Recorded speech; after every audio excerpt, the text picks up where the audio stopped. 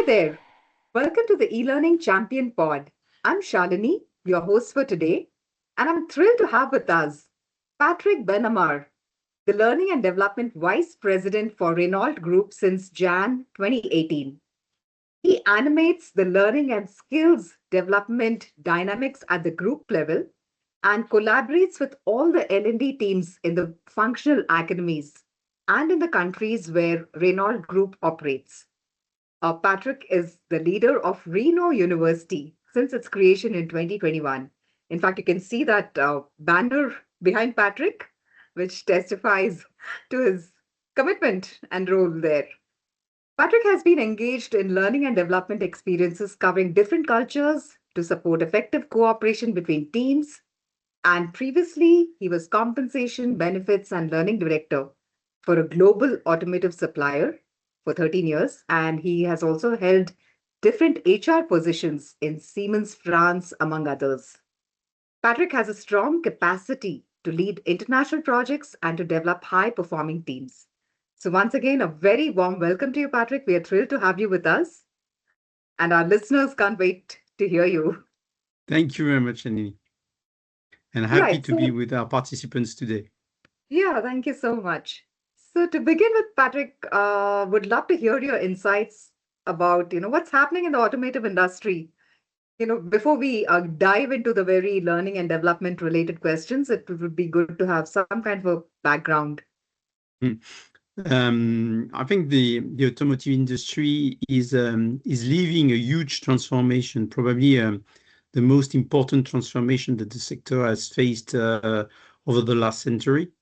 And this revolution is a technical revolution, and notably through the introduction of the electrification of the mobility, which is completely changing the structure of the car itself.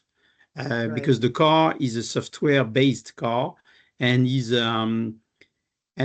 involved in a system of connection, which is also generating a lot of questions around the capacity to connect the car with different functionalities, which is also opening opportunities in terms of evolution of the car, like your mobile phone. You can add app, you can change functionalities across the course of the usage of the car. Right. And the second challenge is also linked to the development of the new industry. Because to build this type of cars, the industry is changing a lot. The manufacturing activities are evolving with a lot of digitalization of activities, which is generating a lot of questions around how we can make our sites, our industrial plants more effective, more productive. And there is also a question about the repair, the recycling, the remanufacturing of the parts associated to an electric car, and notably for the batteries, which could be repaired, could be used in a second or in a third life, which means also a new ecosystem and a new business model that is creating value, not only for building the cars, but also for recycling, repairing, remanufacturing the parts, and reselling them to an ecosystem. Right. So, a lot has been happening. And I think amidst all these challenges, uh, there are new challenges that L&D has to tackle head on. So we'd love to hear a little bit about how big is it, how big of a challenge is it to align learning and development initiatives with the organizational goals and priorities, considering that everything is evolving so fast. It's it's a good question, because the difficulty is that you have to move forward without knowing exactly where we are going to end. And if I take the example of circular economy or circular industry, when Renault has initiated this activity in 2020, there was no real market for recycling or repairing parts. There was no real market for repairing batteries and giving them a second or a third life. But we had to create the positions in our organization to prepare this future and start upskilling and in many cases reskilling people to go in this direction and to take these new jobs. So Right. I think what is interesting is the fact that we have the constant need to adapt the curriculum, the portfolio of training we are providing. And we also have to be very creative because we have to deal with technologies that are not really known and mastered at a large extent.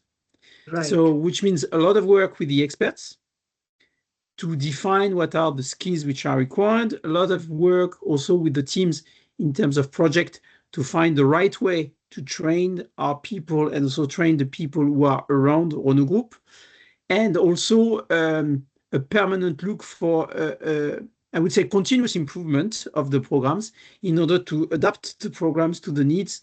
And as the needs are changing, I would say almost daily, we need to have a quick possibility to adapt and adjust the programs, which is for us creating, I would say, a virtuous circle of understanding the needs, testing, piloting activities, upgrading them, getting the feedback from operations, and bringing also the possibility to adjust the programs in a very efficient and agile way. Right.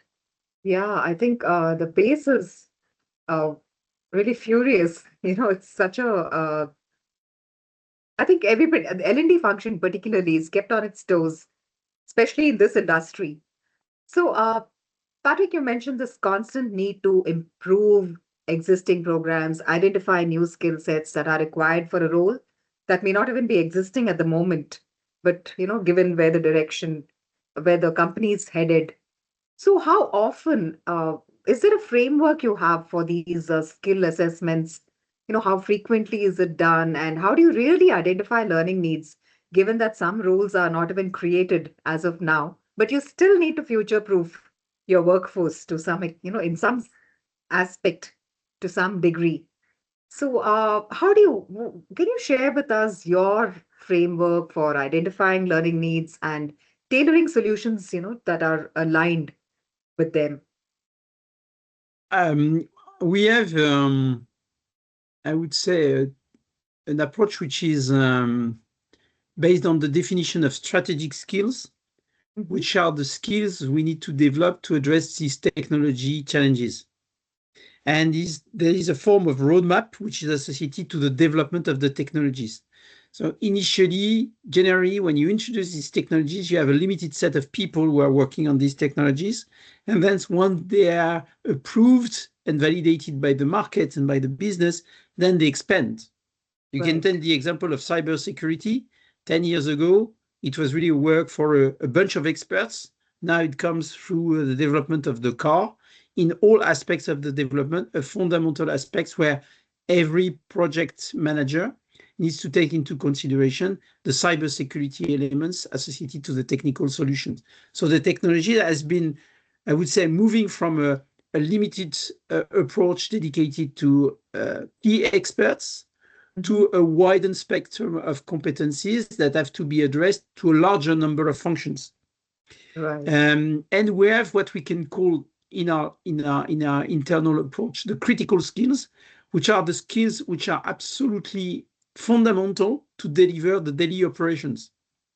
So right, when you are in a plant, if you don't have the maintenance skills which are required, if the machine stops, you are blocked.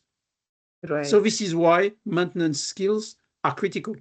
So you need to associate the volume of your critical skills to the size of your activity. So right, if you are very much depending on some critical skills for your daily operations, then you need to upskill on a very regular standpoint your teams to ensure that whatever happens around you, you are ready to have the right level of skills to sustain your activity and your business. So right, these are the two main differences that we are doing. Strategic skills, which are helping us to define, I would say, the roadmap of skills that we need to develop across the 2 to 3 years to come, and hmm the critical skills on which we need to have a constant check. Do we have the right level of skills in the operations? Do we have the right level of skills in the projects? And try to find agile solutions to answer to these needs by training people, being more flexible in the second case than in the first one, which is more prospective. right.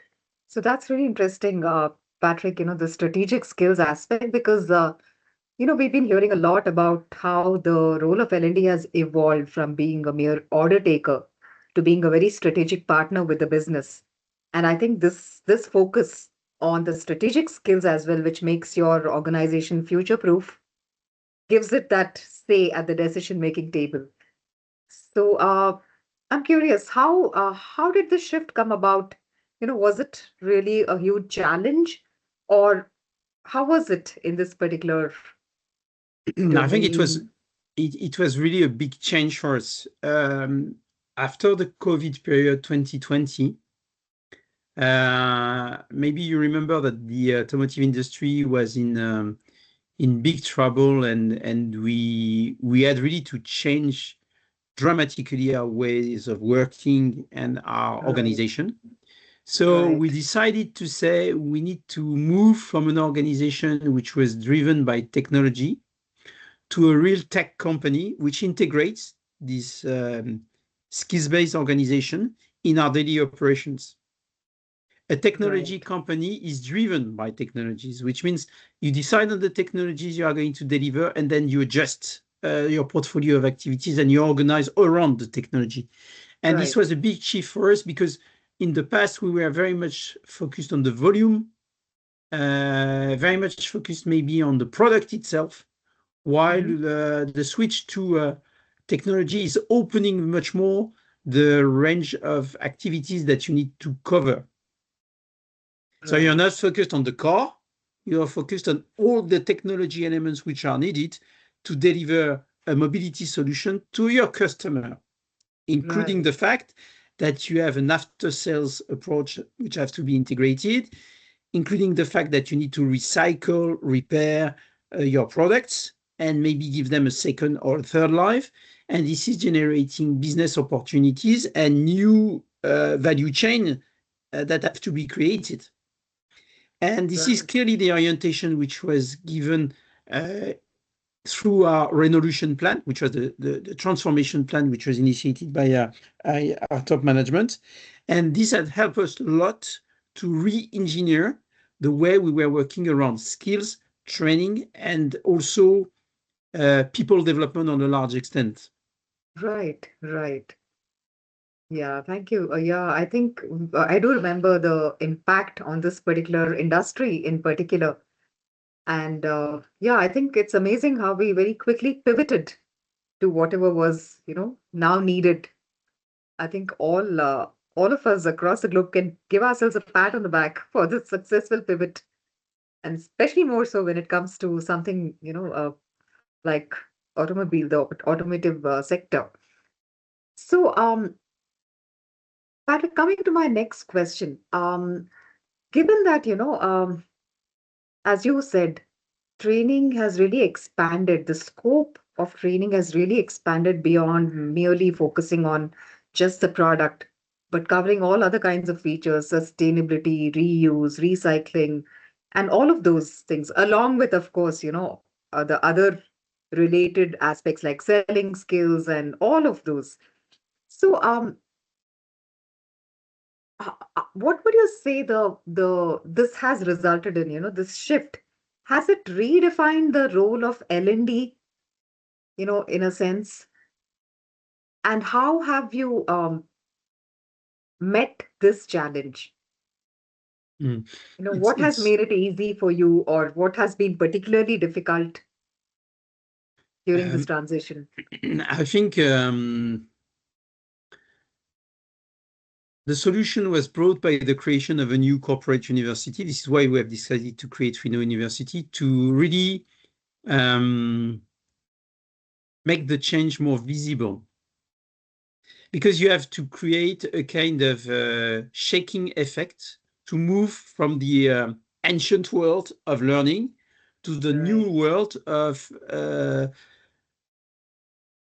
skills development, but also the new role of learning officers, which has to be really sitting close to the business, and maybe getting a little bit away from the past situation where we were executing a lot of things which were coming from the business.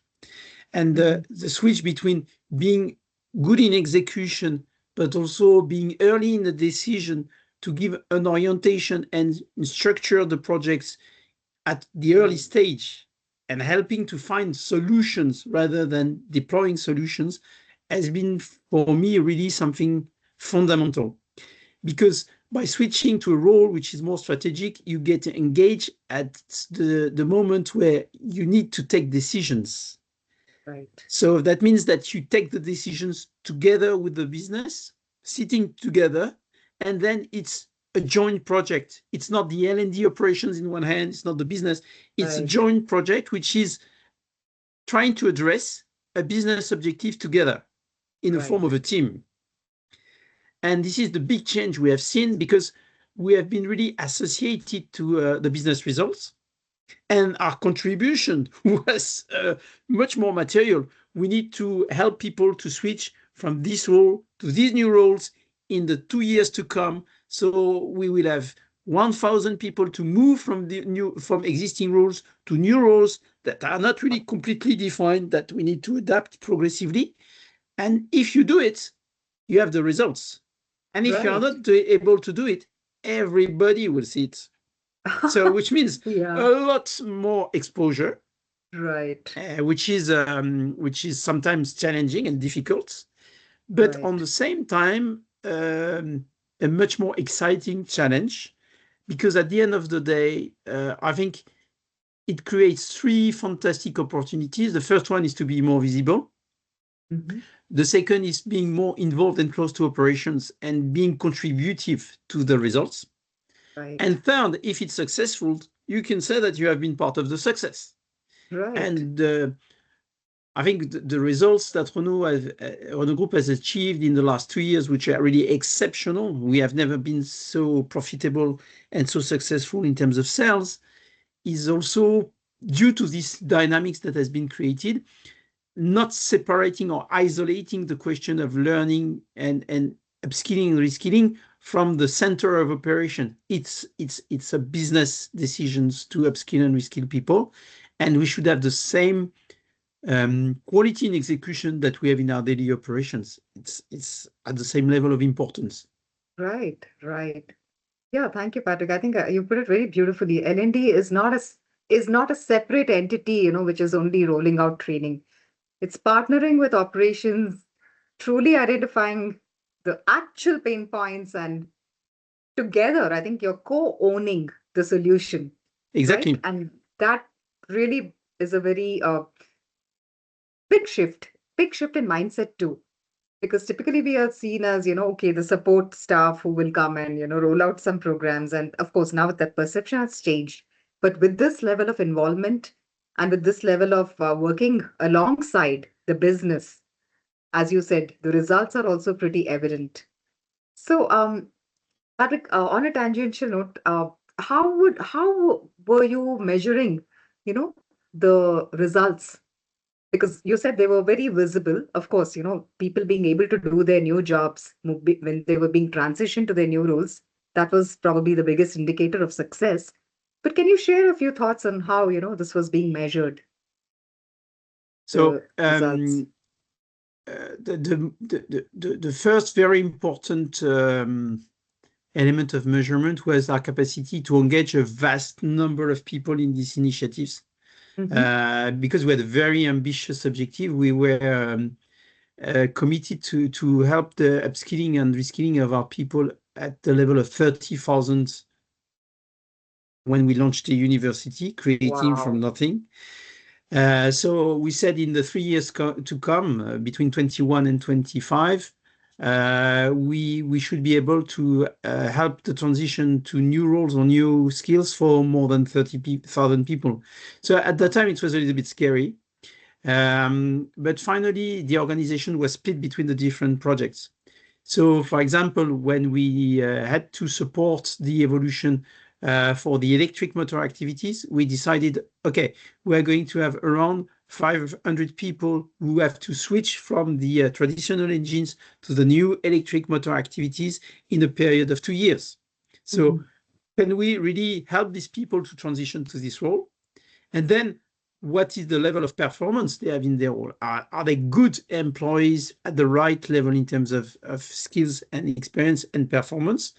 And is it bringing to the business the results in terms of quality, productivity that they were expected? Right. And this is interesting because in this case, we work on the improvement on the quality results. We work on the quality of staffing. The people who are staffed on the new projects, are they at the right level? And also, are they able to integrate also the newcomers and to give them the right support? Right. Of course, there is a lot of help for employees to transition to new jobs. So there is I would say the size effect, huh? How many people have changed from one role to the other. So where for example, in one case, we had to staff more than 1,300 people from old roles to new roles with the stop of the activity and the birth of a new activity around the recycling and the remanufacturing. And we had also a big question around our capacity to support new technology drivers like the artificial intelligence or the data knowledge. So we had big projects around that with the implementation of new technical solutions. For these solutions to be efficient, we needed to train a big number of people that for every role in the organization, the people will be able to use these tools, AI, data, in their daily operations. And thinking, for example, to supply chain roles, where today many decisions are taken using the data set and AI to predict what could happen and then to avoid problems of delivery that are clearly impacting the performance we have in our global supply chain at the end. And the performance is not only an economical performance, it's also an environmental performance, because we're also, by the way, reducing the number of trucks which are on the road, the number of transports which are done every day, which is also positive for the environment. Right, right. Yeah, that's really very interesting, Patrick, because it's challenging enough to train people for roles that we know for sure have very specific skill sets which have been there for a long time, but emerging skill sets, that's a Mm, different ballgame altogether. mm. And yeah, thank you for sharing that. So, what was your approach to designing and implementing L&D initiatives, for all these programs? I mean, what kind of modalities were very effective, and what was a mix? So we have a motto which is learning by practice, which is really our pedagogical focus, which means that we try to elaborate with our experts, with the people who are in operations, but also with the learners and with the trainers, training activities which are really very focused on the capacity to transfer the knowledge to operations. So, which means that we are trying to balance the practice with the theoretical learning Right.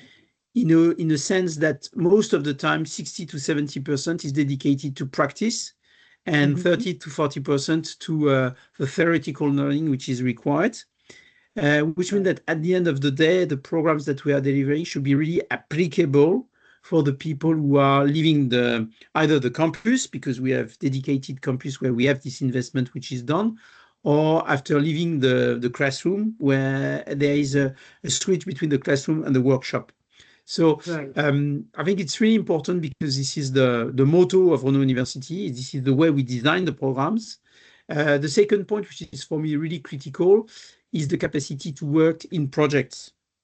Mm. Because any new curriculum which is created is a project where you need to mobilize resources and you need Right. to ensure that we have the proper engagement from all the stakeholders who are really key at the end to make your program a success. And notably, we have to rely a lot on our technical experts and our internal trainers, because they are in the capacity to see what's working in the operations, to analyze the Right. quality or the problems you have in the operations. And starting by analyzing the problems and learning to detect these problems is the way to help people to learn what they should do.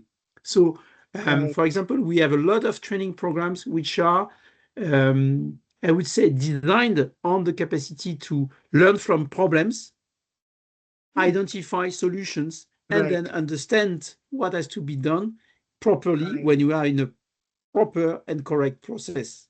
And I right, think it's really an approach which is, it's not really the European way and certainly not the French way of teaching, because we are much more in the reverse approach of learning. It's also the contribution from the learners who are discovering problems during the course of the activities they have that could help them to understand what is the good solutions that they should learn and anchor the good solution in their brain because they have been working on the identification of the problems, on the way to solve the problems during the course. So right. it's really derived from the way we work in operations. The automotive industry is very well known for the capacity to have quality systems which are really powerful and based on the, I would say, the contribution from any employee of the company on the quality, solving issues, and also on the capacity to identify problems and avoid transmitting the problems to the final customer. And then we have decided to say, okay, learning is the same. At the end of the day, learning could be a problem in operations. So how could we avoid problems to make people more aware and conscious of the problems and help them to find and to propose solutions to solve the problems? And if we start from that to build the curriculum, it Mhm. would be more natural for the people to go through the learning and to be able also to apply the learning in operations.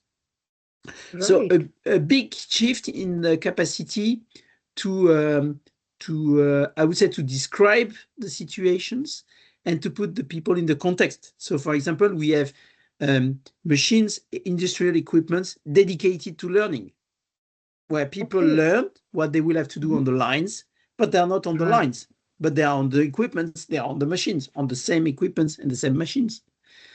right. So the culture also of exposure, getting experienced by doing things Mhm. with your hands, with your brain, is also helping a lot to transform the organization. Wow. Thank you, Patrick. I think what you said was really interesting, because you mentioned that the moment the training is over, they are being utilized in a project which really needs and demands those new skills. And that gives you a very clear indicator of the success of, even the training that they have been through. And this constant, this mindset where you constantly problem solve. It's very interesting that you said that L&D takes the same approach as operations does, because I think that's where it becomes very seamless.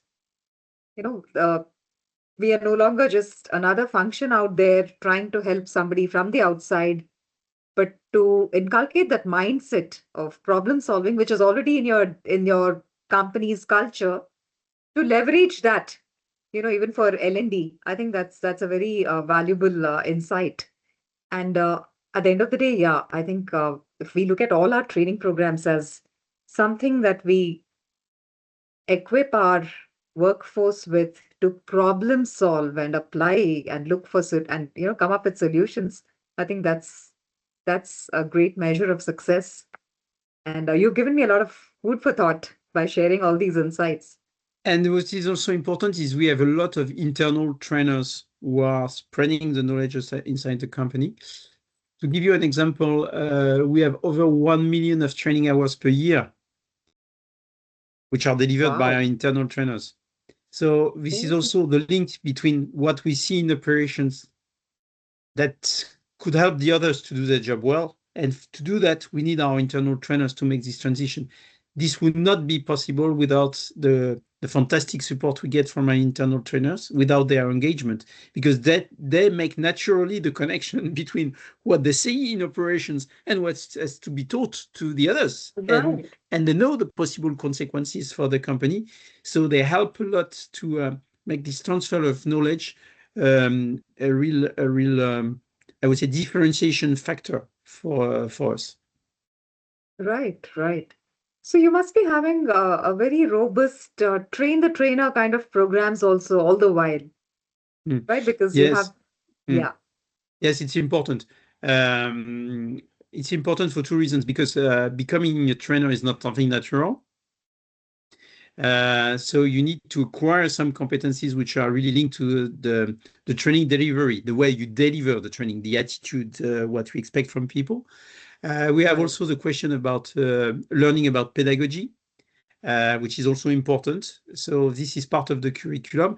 And also you need to have the right level in terms of understanding the problems which are associated to the subject you are covering, which is also bringing a lot of value added for the participants. Because you always have the formal training, which is around the course itself, the business case, the situations you are exploring, but you have also the side discussions you have with the participants about the experience, the cases they have been confronted to, which makes the training much more engaging, because you can sometimes come with a problem, discuss with your trainer, and at the end of the day, it connects you to a solution, which is not in the course, but be just on the side of the course, and which is also giving the value of connecting people to the training, which is, for me, one of the key benefits from training is connecting people who probably would not have been in contact if they have not been in the training process. So it's also a big benefit for the company. And we faced that a lot with the transformation we had to face. Training was a way to bring people together from different horizons, different countries, different functions, different type of seniority, different profiles. So it was also a way to have this community effect, which is really important, because where you are confronted to a big set of difficulties, bringing people together to be more, to bring more solidarity, more capacity to support each other, to be more resilient at the end is really important. Right. I think that's another key thing, because learning is a continual process. It doesn't end with a one-off event. Now that this session is over, that's the end of your learning. It's actually just the starting point for a lot of other deeper conversations, sharing of best practices, and solving real problems which you may not encounter, but which perhaps your colleague has encountered in another part of the world. So all that enriches the community of practice. So, Patrick, I'm curious because all of this is your face-to-face time, with live classroom sessions and virtual sessions. So, what about the theoretical concepts and the frameworks? Do you use a lot of digital learning for that? Reno University, how would you say digital learning is utilized? So we have an important set of digital learning content. But the idea is to help the learning being structured in a progressive approach. Is exactly what you said about the continuous learning. So, for example, if we take awareness program, for example, for a large number of people, it's really interesting to use the digital learning. This is what we've done for example, on AI or data. We had big programs, AI for all, data for all, where we wanted to embark a vast number of employees around these subjects to make them understand what is finally maybe the strategy of the company or the willingness for the company to invest in these technologies, and what would be potentially the things they have to know, globally speaking. Then we used also a lot of digital learning to support some activities which are in the upskilling processes at a certain level.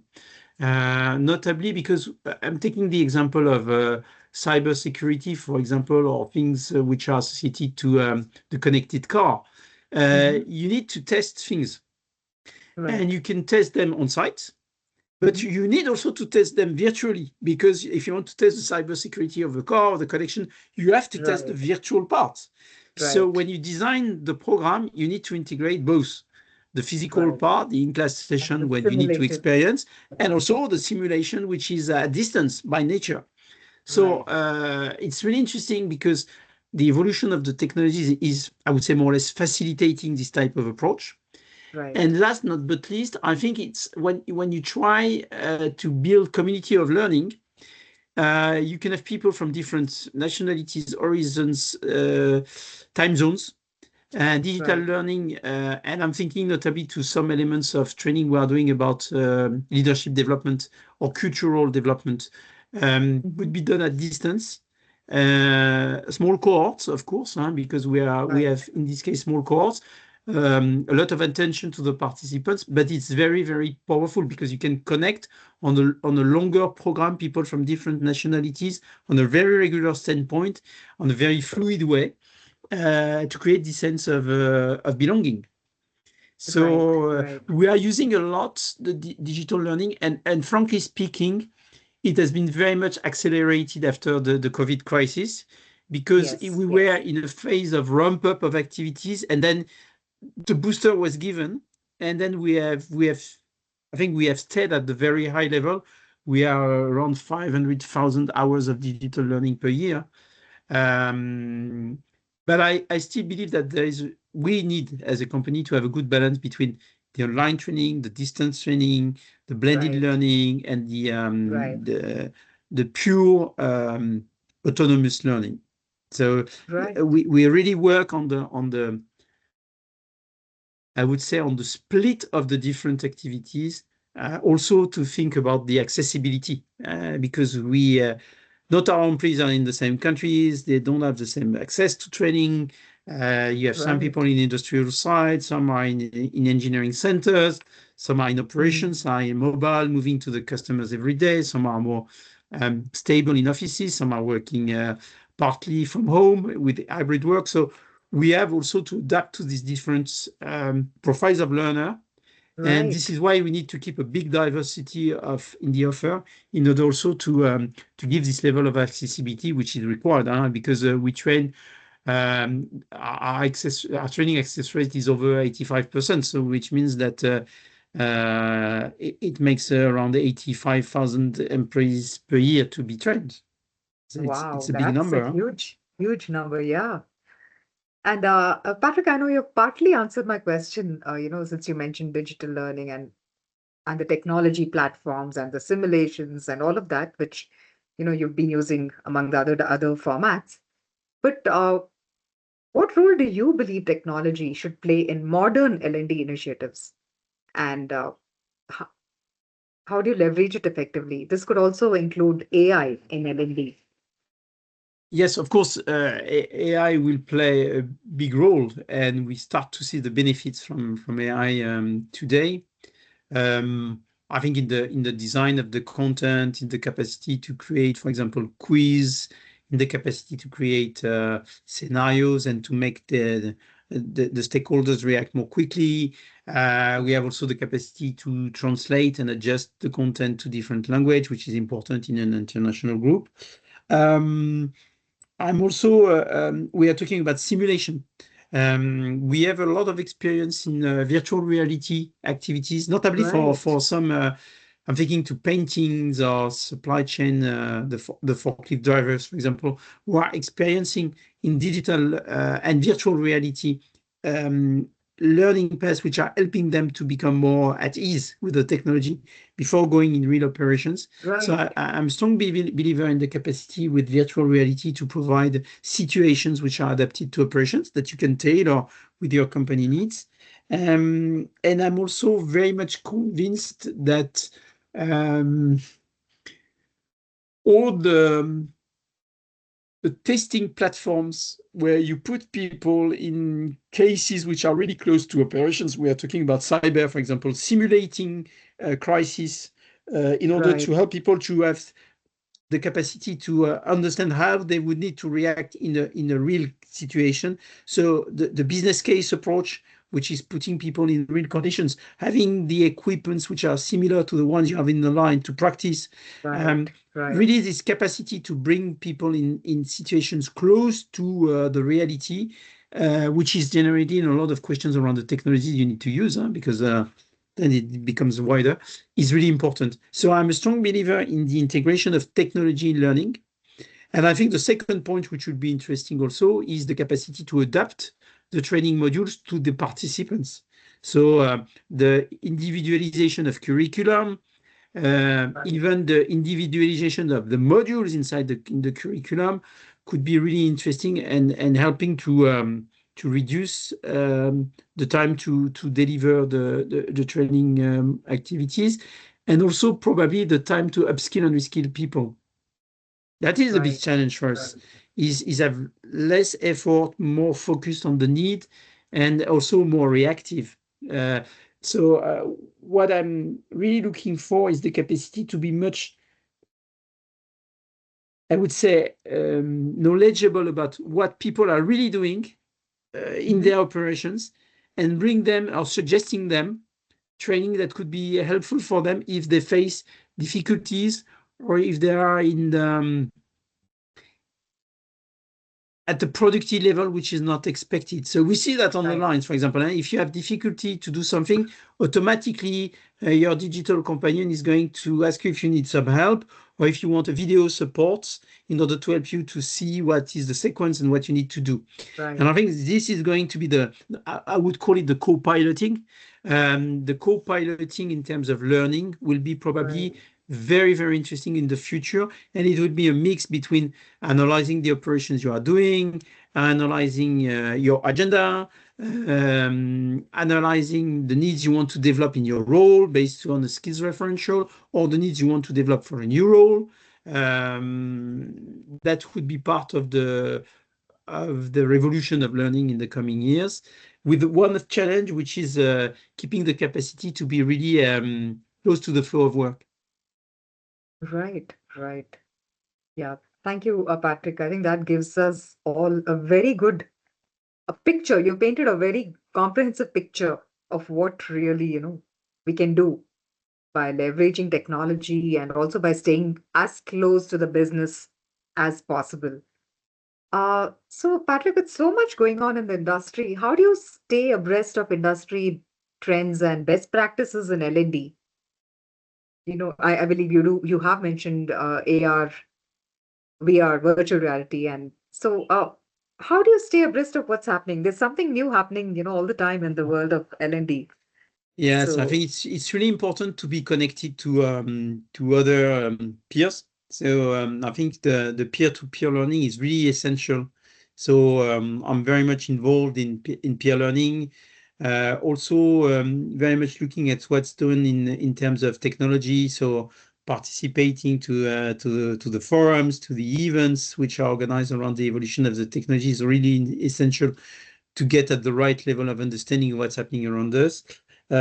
Also, I think it's really interesting not to have only my eyes. So it's to spread the eyes between the team, and to have right, really regular exchanges with all the teams, including the people who are contributing, our internal trainers, our experts, about what's happening in the learning world, which is really important because um, I think the question of curiosity and continuous learning that we are pushing in our organization, we need also to adapt this type of approach to ourselves. right, We should be role models.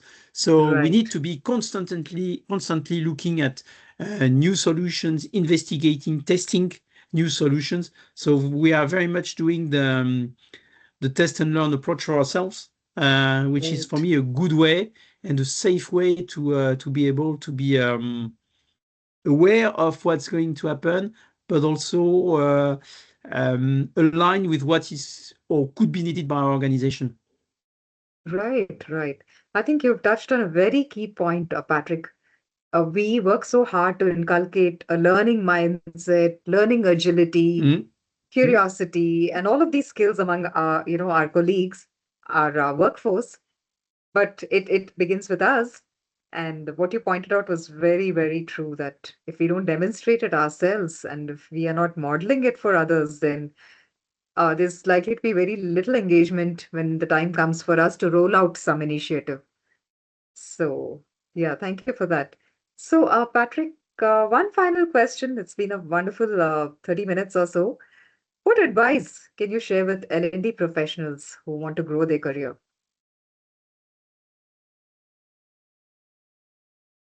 I think I would give an advice which is around what I said just before. I think it's important to be curious.